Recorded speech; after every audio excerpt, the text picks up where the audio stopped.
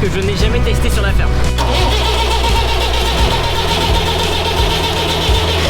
J'ai reçu un petit colis. Nice, ça fonctionne les amis. On décharge le tracteur là. C'est parti.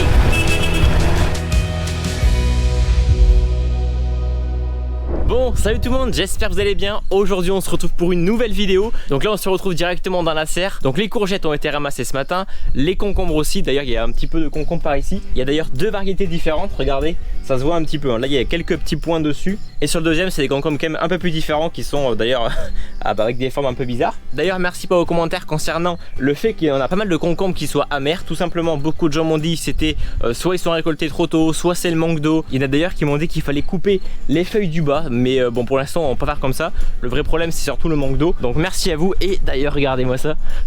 Les premières tomates sont là. Et là ce qu'on est en train de faire c'est de couper les gourmandes des tomates. Tout simplement qu'est-ce que c'est? Tout simplement c'est une sorte de bourgeon qui pousse. Donc là par exemple il a été coupé. Ça pousse à côté de la tige principale. Et c'est quelque chose qu'il faut enlever parce que sinon la plante va consacrer son énergie sur ce bourgeon. Et ça empêchera la croissance des tomates. Donc simplement on l'enlève, vu que ça sert à rien, il n'y a pas de fleurs et pas de tomates qui vont pousser ici, donc on l'enlève et après on les enroule autour de la ficelle simplement pour que ça monte au droit et que ça les aide à tenir. Putain, regarde celui-là là, qu'est-ce qu'il fait? Putain il est gros. Voici la technique pour éviter que les concombres se pètent la gueule. On monte en marche arrière. Yeux mets les 4 roues. Il n'y a pas besoin. Nouvelle variété de concombre. C'est nous bas. C'est nous bas.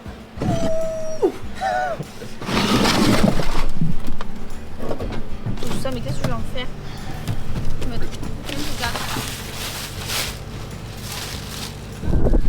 Pas de caméra.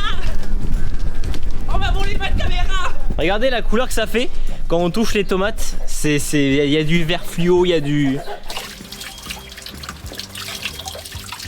D'ailleurs pour info les amis, ici c'est un moulin à eau, le cours d'eau passait sous la maison. Donc voilà, le cours d'eau arrive juste ici et l'arrivée d'eau est juste en bas au niveau du bassin.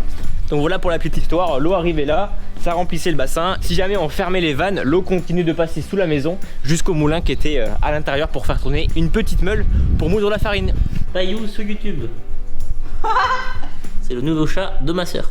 Bon, on a fini de faire les conneries avec le chat. Maintenant, on va regarder si... mon père est parti voir si c'est assez sec pour planter les melons vu qu'il a plu 3-4 mm pendant la nuit. Donc on va voir si, comme il n'y a pas trop de soleil, c'est pas trop en train de sécher. Donc il est parti voir avec le buggy. Et dans tout le cas, il reste que 2 caisses à planter. Donc ça va être assez rapide. Voilà, c'est pas dételé. Allez, dételle.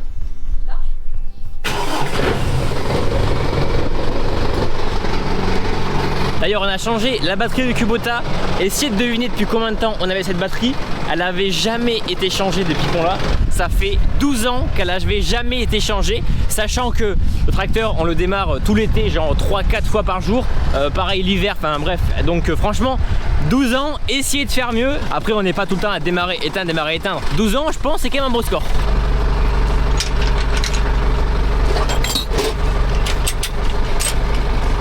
Bon là il va falloir faire l'hangar plus grand parce que ça passe plus.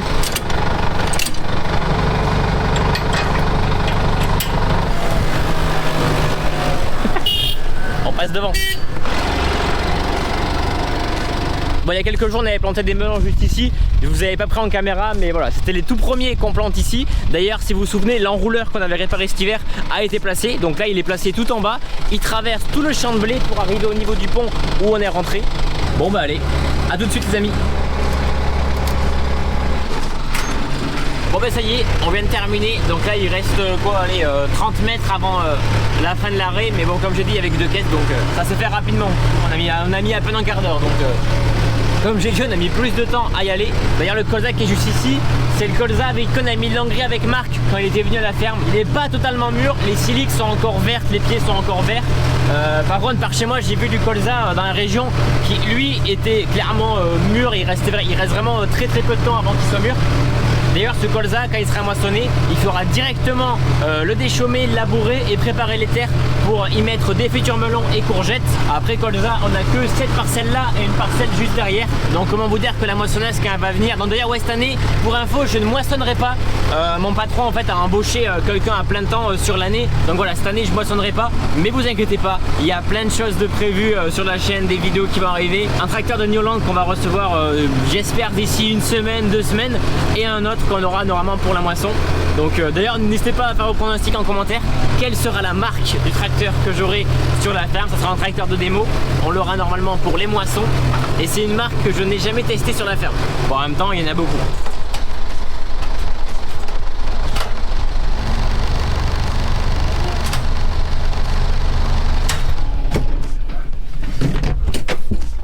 Ça préchauffe. Allez, démarre.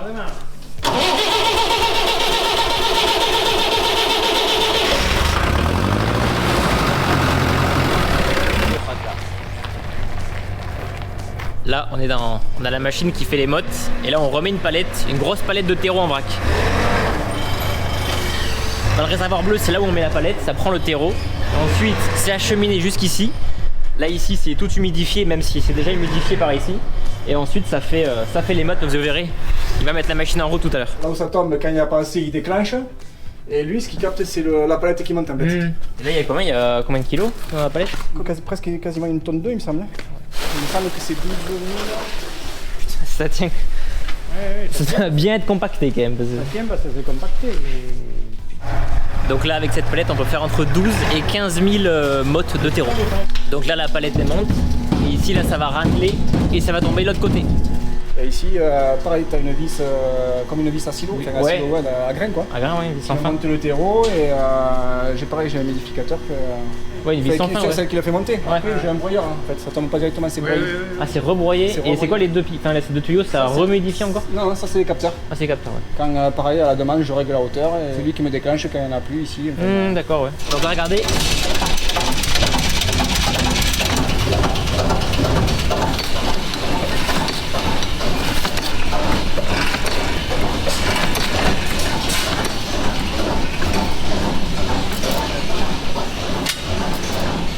Là, juste ici, ça fait les trous.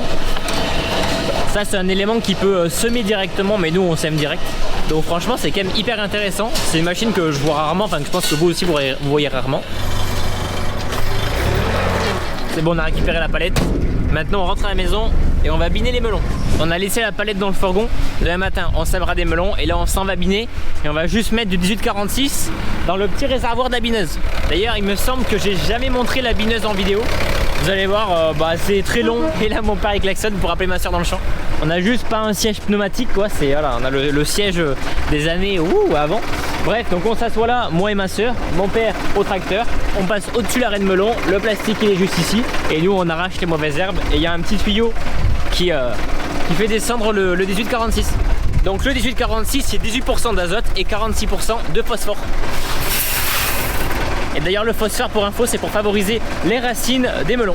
Le phosphore il contribue à la photosynthèse qui est principalement pour l'enracinement, un peu comme l'azote, mais l'azote c'est plus globalement, là c'est plus pour le côté racinaire des plantes.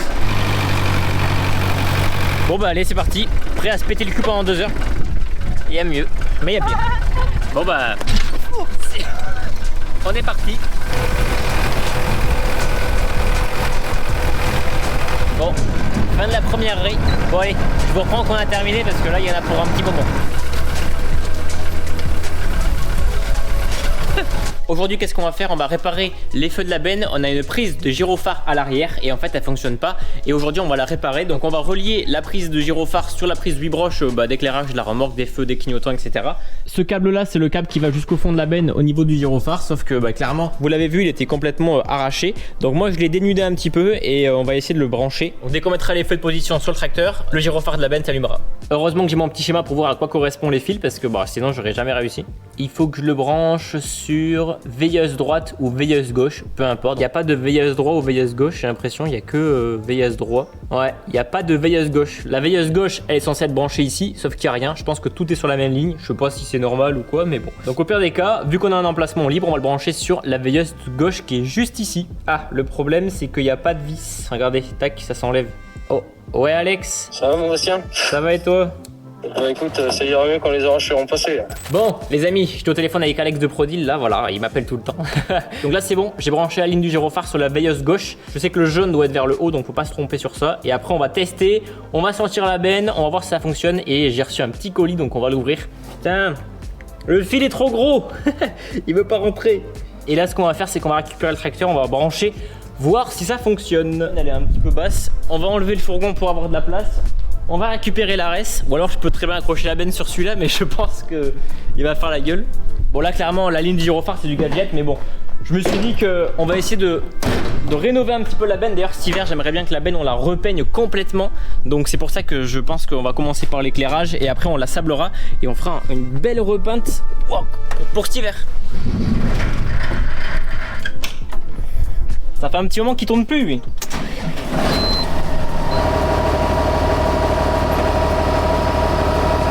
Par contre là les amis je suis en train de manœuvrer avec l'inverseur marche avant marche arrière pour me mettre bien.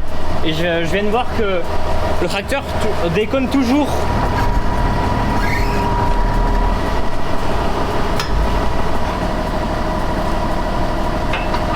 Bon les amis, au final je viens de redémonter la prise tout simplement. Vous allez me prendre pour un débile. Pourquoi ça marchait pas le gyrophare? Peut-être parce qu'en fait ce câble là avait été arraché. Genre je branche tout donc voilà, au final ça faisait un truc comme ça. Et là je vais pour brancher, je fais bah c'est un petit peu court là. Donc c'est pas grave, ce qu'on va faire c'est qu'on va recabler. Il y a un domino à l'arrière au niveau du gyrophare, je vais vous montrer. Là ici il y a le gyrophare et à l'intérieur, bon j'ai pas pris la lampe, je sais pas si vous allez voir. Je sais pas si vous voyez, ce câble là c'est le câble de l'éclairage et ce câble là c'est le câble du gyrophare. Donc le câble du gyrophare hop hop hop il passe ici et là on a un, je sais pas si on verra bien mais il y a un petit domino. Donc soit je recable la partie de gauche, soit je recable la partie de droite, mais j'ai peur que la partie de droite elle soit assez compliquée à câbler parce que regardez ça arrive dessous là. Donc je pense qu'on n'y arrivera pas. Donc je vais enlever ce câble là, on va tout enlever, on va tout enlever et on va recabler correctement avec du beau câble. Donc ça veut dire clairement que le gars d'avant il avait arraché le câble, je sais pas comment il avait fait. Et bref, je viens de trouver du câble. Bon c'est du câble vert hein, c'est pas grave, mais bon me voilà sous la remorque. Donc ce qu'on va faire c'est que ici on va enlever ce câble et on va le recabler correctement. Donc là on va le mettre comme ça, là on va essayer de l'accrocher correctement et là je vais câbler jusqu'au bout et en fait je sais pas si je laisse l'ancien câble ou non. Je pense que je vais l'enlever, l'ancien câble là il sert à rien. Tac.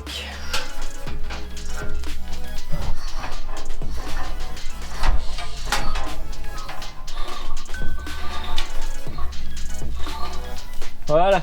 Bon, je viens de faire passer le câble. Ce qui me restera, je vais l'enrouler à l'intérieur comme ça au cas où le fil se pète ou bref on a besoin d'avoir un peu plus de fil, il y en aura à l'intérieur. Là c'est du tout petit câble que j'ai, mais normalement il n'y a pas de souci vu que c'est que du gyrophare et en plus de ça c'est des gyros à LED qui ne consomment pas du tout.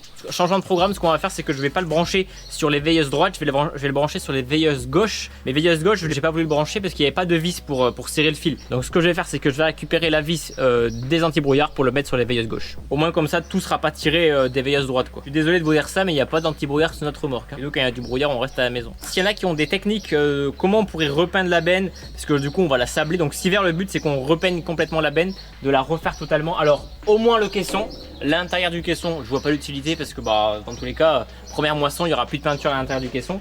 Et le châssis m'a l'air plutôt bon, il y a de la peinture à peu près partout, sauf à certains endroits, mais au pire déjà un bon coup nettoyage. Aux endroits qui manquent on repeindra un petit peu mais pas partout je pense. Ce côté là c'est bon, il reste juste à remonter la prise et ici maintenant ce côté il va rester à brancher le domino qui est juste ici et dénuder le câble qui est juste là. Bon en tout cas j'espère que ça vous fait plaisir ces petites vidéos où est-ce qu'on fait autre chose que juste faire du tracteur quoi. Il y a aussi un petit peu de mécanique, moi j'en fais pas beaucoup de la mécanique sur la ferme, j'en fais pratiquement jamais. Mais là j'avais envie de réparer ça, je me suis dit hop on va essayer de faire un truc sympathique. Donc là c'est bon, c'est dénudé et là on va le raccorder. Le seul truc c'est que le câble est quand même un peu plus petit que l'arrivée qui est juste ici, donc j'espère juste que j'ai pas mis un câble trop petit et que ça va pas chauffer ou faire déjoncter les fusibles. Normalement non, mais bon écoutez on verra. Donc là c'est bon, prise, on va au moins tester si ça fonctionne. Et après si tout est bon, on fait passer le câble correctement.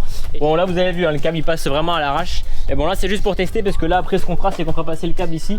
Tout le long il passera dessous, hop il repassera et après il montera correctement. Mais bon je vais pas faire ça pour l'instant parce que si ça marche pas, j'ai pas envie de passer 3 heures à démonter. Tac, et justement j'ai reçu un petit colis de chez AgriPro LED. Donc pour ceux qui se demandent qu'est-ce que c'est AgriPro LED, c'est un site tout simplement où vous pouvez acheter des feux. Donc tout est à LED sur le site, donc il y a des feux, des gyrophares, il y a plein de choses, de l'éclairage pour les bâtiments aussi. Vous avez le lien en description si jamais. Et regardez ce qu'ils m'ont envoyé. Donc on a 4 gyrophares à LED. J'ai clairement choisi les plus haut de gamme qu'il y avait sur le site hein. J'ai dit clairement je prends les meilleurs. Mais voilà, il y aura le lien en description si vous voulez du site avec un code promo. Il y a un code promo qui s'affiche à l'écran et qui sera en description. Vous faites copier-coller, vous le mettez sur le site et vous aurez une petite réduction au moment de l'achat. Donc voilà, 4 gyrophares à LED, donc franchement ils ont l'air vraiment pas mal.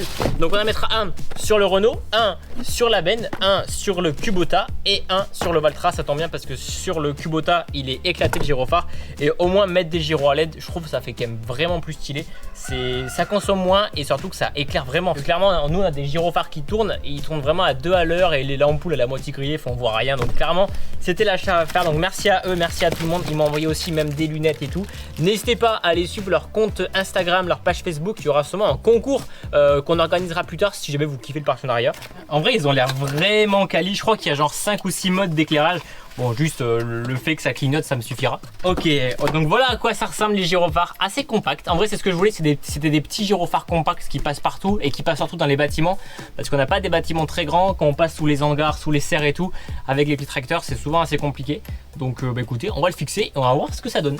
Donc là, je vais retirer l'ancien. Donc là, hop, j'ai retiré l'ancien. Voilà, ça c'était l'ancien, je crois que c'était celui qu'on avait sur le Kubota quand on l'a acheté, celui-là. Voilà, ça aura un peu plus de gueule. Donc là, voilà le gyrophare. Donc là, il y a plusieurs modes différents, mais je l'ai réglé que comme ça. Mais là, c'est pas mal. Et on va aller en mettre un deuxième sur la benne, juste derrière.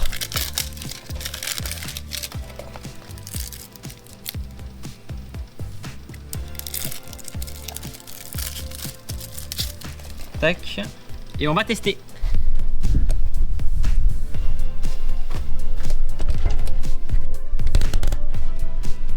Bon, là, ça mériterait de passer un petit coup de nettoyage. Mais on va le mettre comme ceci. Tac. Et là, petit verdict. Nice, ça fonctionne mes amis, magnifique. Bon là j'ai allumé tout, hein. J'ai mis les gyros, tout ce qu'il faut. Mon père s'en va passer un petit coup d'épareuse. Ça c'est son petit truc qu'il aime bien ça. Vous l'avez vu dans le titre, hein. Je pense que vous avez tous cliqué sur cette vidéo parce qu'il y avait marqué ça dans le titre. On reçoit aujourd'hui un nouveau tracteur, donc le T4 55. On l'avait commandé fin d'année et on va enfin le recevoir aujourd'hui pour cet été. Donc on va pouvoir enfin l'utiliser, ça va renouveler un peu de matériel. Il arrive d'ici une petite demi-heure. On va le décharger et après on fera un peu le tour du tracteur et je vous expliquerai pourquoi on l'a changé et pourquoi ce modèle là.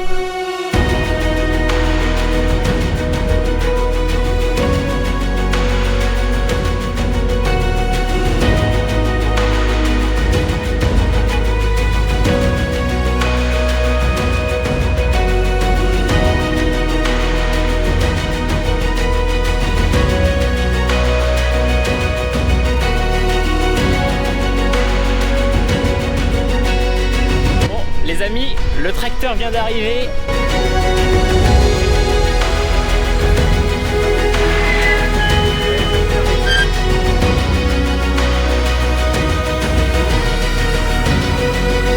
Bon allez, maintenant on le descend.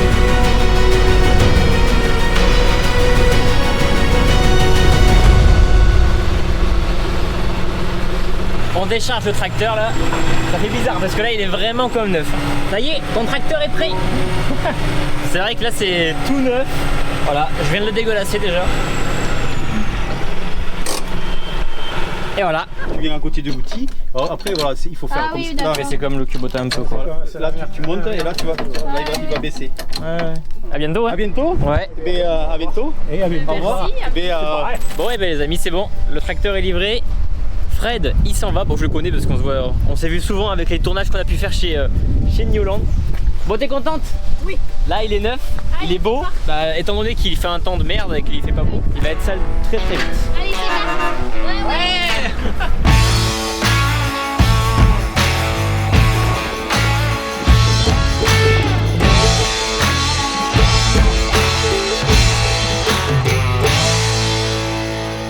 Les amis, vous le voyez, il est là le tracteur. Donc on va faire un petit tour rapide déjà pour savoir pourquoi on a acheté un tracteur. Tout simplement parce que donc ma soeur, elle s'installe, elle est installée depuis le début janvier. Nous vous savez sur la ferme on fait beaucoup de maraîchage, on fait des melons. On a vraiment besoin d'avoir un petit tracteur qui passe partout. Donc on avait le petit Someka que vous voyez tout le temps sur la ferme. Mais lui il commence à être un petit peu vieux, ça fait plus de 50 ans qu'il est sur la ferme. Et il fallait renouveler du matériel. Et on avait aussi le Kubota. Mais pareil, on va essayer de le changer. Donc on a voulu prendre un tracteur qui soit polyvalent, qui fasse plein de choses. C'est pour ça qu'on voulait le prendre, qu'on l'a pris sans cabine, puisque c'est vachement pratique pour les melons. On monte, on descend, c'est pratique aussi. Donc on a pris un T4 55, donc c'est le plus petit des T4, donc c'est un T4 55S, donc il fait donc 55 chevaux. Pas d'AD-Blue sur celui-ci, parce que c'est un petit moteur, donc pas besoin d'AD-Blue. Il n'est pas chaussé comme d'habitude, on l'a chaussé vachement plus haut, enfin le plus haut qu'on pouvait pour qu'il puisse passer sous les tunnels de melon. Donc là ce tracteur il est chaussé en 320 85 R32. Donc ce tracteur il est équipé de 2 distributeurs double effet, une chape d'attelage qui fera d'ailleurs qu'on enlève ce cache ici pour qu'on puisse la mettre un peu plus bas pour atteler les remorques, parce que là c'est quand même vachement haut. Donc on a la prise de force en 540 et 540 éco, pas de 1000 tours sur celui-là. Vu que c'est un tracteur très simple, tout en mécanique, on montrera en cabine après pour vous montrer, pas en cabine, on montrera dessus quoi.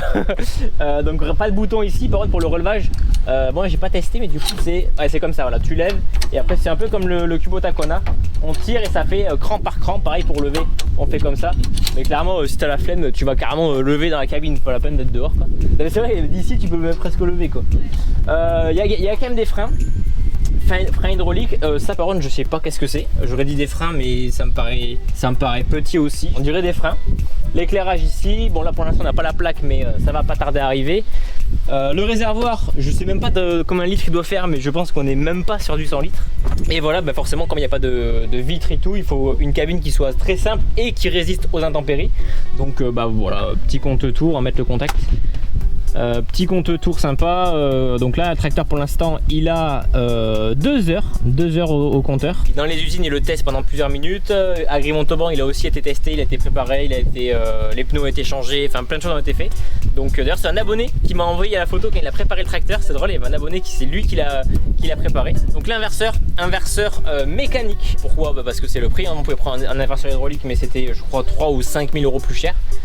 Donc clairement on va pas s'embêter. On l'a pris en 4 roues, on avait la possibilité de prendre en 2 roues mais pareil on l'a pris en 4 roues parce que si on le prend en 4 roues on a la boîte normalement des rampantes. Donc là vous voyez, excusez-moi pour le vent, donc du coup 2 distributeurs, 4 vitesses, 3 gammes, première, deuxième, troisième, et là on a les rapides et les lentes. Donc je sais pas trop qu'est-ce que ça correspond ces deux trucs, enfin, on le testera sur le moment. Un coupe-circuit ici qui d'ailleurs ne marche pas, je sais pas pourquoi d'ailleurs, peut-être c'est pas un coupe-circuit, c'est autre chose, enfin j'en sais rien. Les 4 roues motrices qu'on peut allumer juste ici. Là on a un bouton que je sais pas qu'est-ce que c'est. Oh j'ai appuyé sur un truc, ça a fait un bruit.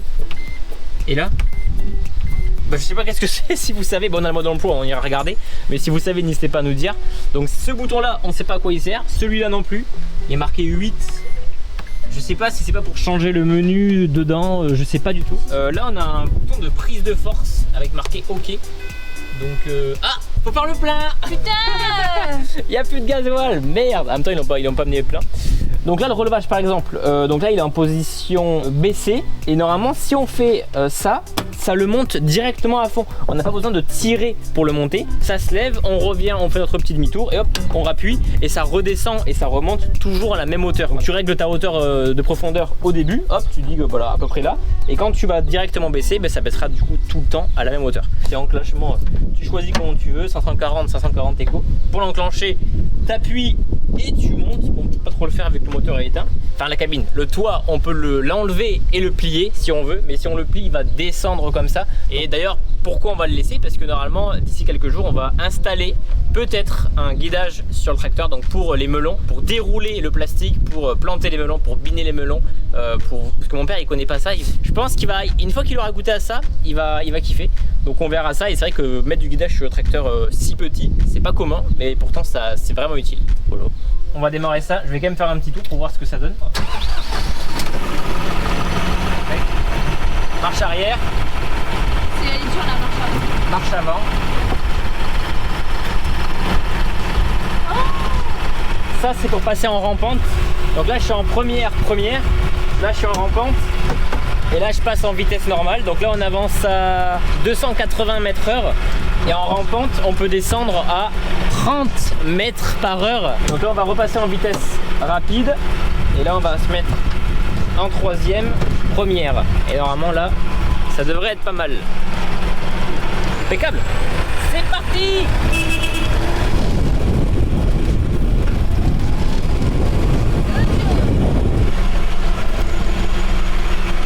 Bon, Voilà les amis, vous avez vu, bon on va pas l'utiliser encore dans les champs, mais bon pour les prochains melons qu'on va planter, quand il faudra qu'on déroule, même les melons qu'on va ramasser cet été, vous inquiétez pas que on l'utilisera je pense tous les jours. Bon nous voilà 2-3 jours après, je vous reprends juste pour vous montrer l'avancée de la benne. J'ai un peu fignolé, donc je suis allé récupérer une gaine pour enrouler le fil, donc ça fait vachement plus propre. Donc là c'est tout gainé juste ici, et là pareil au niveau de la sortie c'est gainé juste là. Là il restera à mettre un petit coup Chatterton, je savais pas mais en fait il y avait des dominos dessous et en tirant bon on les a ressortis, donc on remettra ça correctement. On remettra peut-être un petit peu de gaine parce qu'il m'en manque un petit peu, mais voilà le principal est fait. C'est un peu plus propre que le câble vert là que j'avais qui était dégueulasse. Là ça fait vraiment plus propre, donc voilà c'était pour vous montrer ça, donc c'est plutôt pas mal. Donc voilà, j'espère que vous aurez kiffé ces 2 petites vidéos, c'était plutôt sympathique. On aura fait plein de trucs sympas, je vous ai montré comment on faisait les mottes, on a vu les tomates, on a vu la livraison du tracteur. N'hésitez pas à laisser un petit pouce bleu. Semaine prochaine vous aurez potentiellement une petite vidéo chez Marc que je suis allé faire, donc vous allez voir ça va vraiment être très cool. Pensez au pouce bleu, si vous avez des commentaires sur le tracteur ou d'autres choses, n'hésitez pas, voilà petit pouce bleu. C'était Starvio et ma soeur, voilà, à la prochaine amis. Allez, ciao tout le monde.